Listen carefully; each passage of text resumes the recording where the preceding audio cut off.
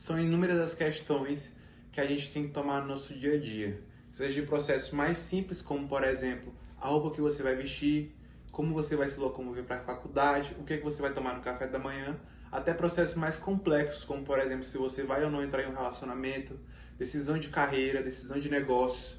E nesse momento, ter uma decisão eficiente é muito importante, é uma chave para a produtividade para você ter um melhor desempenho em todos os aspectos da sua vida. Em relação a essa parte da tomada de decisão, existe uma parte do nosso cérebro que é chamada de córtex pré-frontal, na região frontal do cérebro, que ele vai ser o maquinário que vai decidir os processos cognitivos superiores. É a partir dele que a gente vai tomar nossas decisões. Ele também é considerado o CEO do nosso cérebro.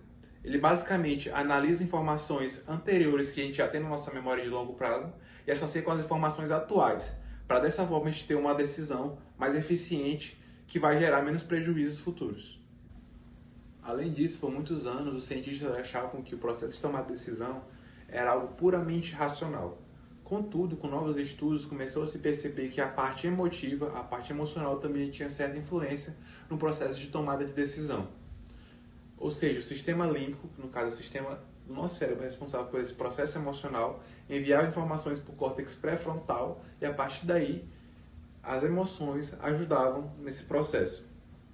Tanto é que um estudo de Antônio Damasio, que avaliou pacientes que tinham uma lesão no sistema límbico, mas contudo eles tinham também o sistema cognitivo preservado, ou seja, o córtex pré-frontal preservado, esses pacientes, mesmo tendo esse sistema cognitivo intacto, eles não conseguiam tomar boas decisões. Ou seja, essa falta de reação emocional, de emoções, fazia com que eles tomassem decisões não tão boas.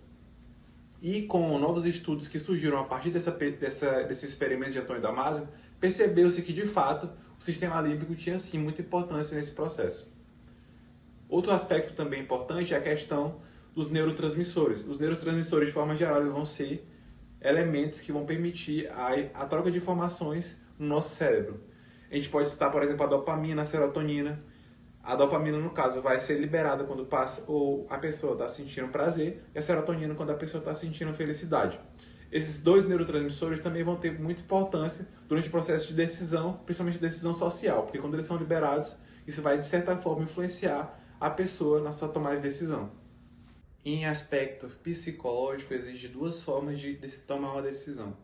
Tem a forma do tipo 1, que vai ser uma decisão mais rápida e intuitiva, e a forma do tipo 2, que vai ser uma decisão mais lenta e processual. De forma geral, quando estão te perguntando, por exemplo, qual é o nome da sua mãe, quantos anos você tem, onde você nasceu, você vai tomar essa decisão e vai falar isso por meio do processo tipo 1. Vai ser uma resposta mais rápida, de bate-pronto.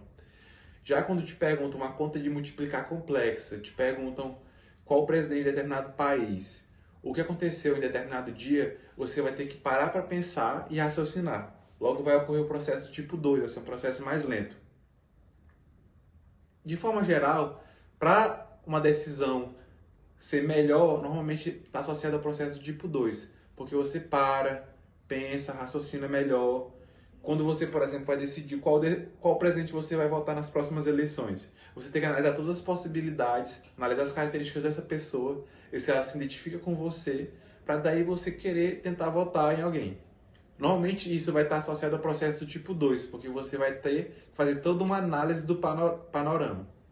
Contudo, nos nossos dias atuais, no mundo contemporâneo, que a gente tem que tomar decisões cada vez mais rápidas por causa das coisas que acontecem no nosso dia a dia, a decisão do tipo 1 também é muito eficaz, porque te permite ter uma decisão mais rápida para as diferentes situações que podem ocorrer. Só que ela não é um processo muito confiável na maioria das vezes, porque ou você pode acabar se baseando em experiências que você viveu e você pode analisar essa experiência de forma precipitada, ou você pode acabar se baseando em um viés cognitivo, que no caso vai ser uma distorção do julgamento que pode ocorrer em situações particulares.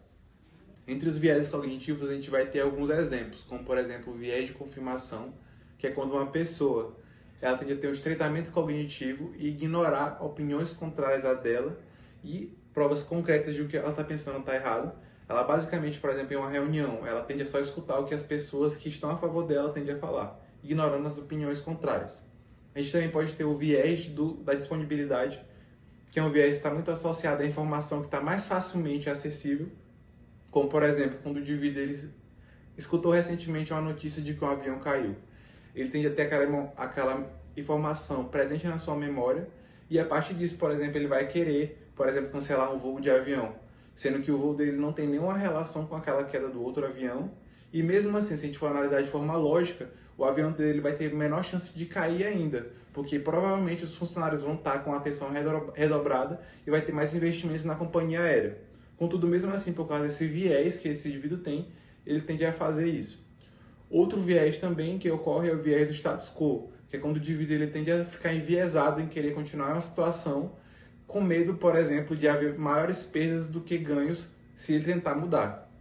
Ou ele tende a ficar apenas estagnado na mesma situação sempre.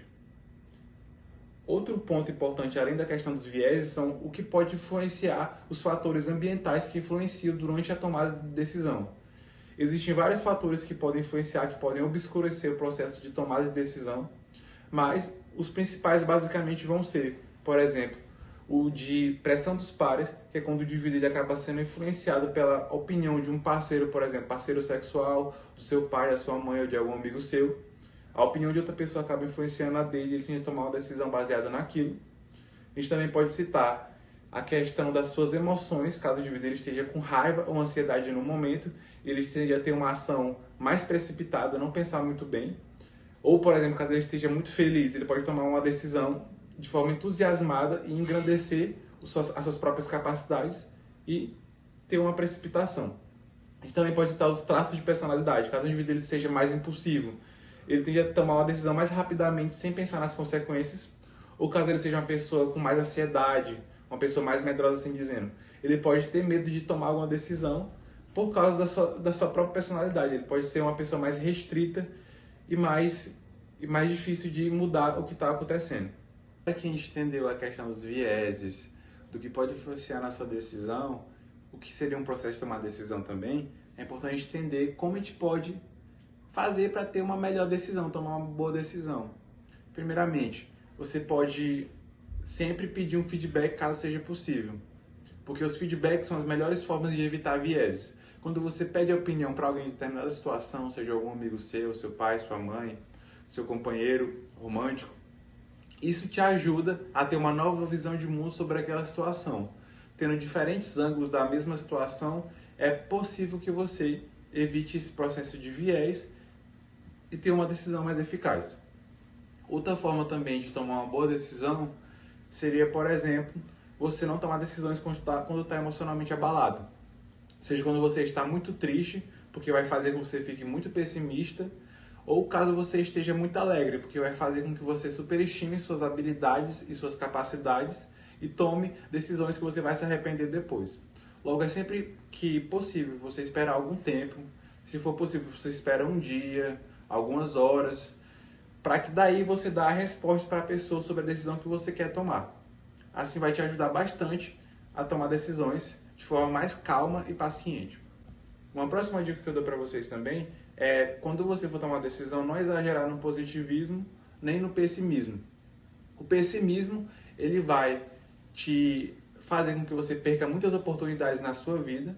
Já o positivismo, de forma exagerada, ele vai fazer com que você seja blindado da realidade, com que você não enxergue a realidade como ela de fato é. Logo, caso você mantenha um equilíbrio entre seu pessimismo e o seu otimismo, isso vai fazer com que você tenha uma maior racionalidade no momento de tomar sua decisão. Porque você nem vai exagerar nas suas expectativas e nem vai deixar passar uma oportunidade que está tendo no momento. Por fim, uma última dica que eu dou para vocês é quando você quer tomar alguma decisão de algum projeto, sempre estabeleça prazos. Isso até mesmo para algum projeto que caso você queira realizar. Se você estabelecer uma meta de um prazo, você vai se organizar, até mesmo de forma inconsciente, a querer realizar aquilo na meta estipulada. Se você quer dar alguma decisão de algum negócio, por exemplo, você combina com a pessoa de dar uma resposta em determinado horário ou dia, isso vai fazer com que você pense melhor, foque naquilo e consiga ter uma decisão mais plausível. Logo, você tende a... E você vai analisar a situação. Se for uma situação que necessite de um prazo mais rápido, você estabelece um prazo mais curto. Se você tem que tomar uma decisão mais complexa, você tende a estabelecer um prazo mais longo, mas não exagere de forma no tempo, porque caso você bote um tempo muito longo, você vai acabar procrastinando e até mesmo você pode esquecer do que você estava planejando. e tomando uma decisão de forma inadequada no momento. Então é isso, pessoal. Espero que vocês tenham gostado. Curtam, comentem e compartilhem. Continue acompanhando nossos vídeos que logo logo vai ter mais conteúdo vindo, viu? E até mais.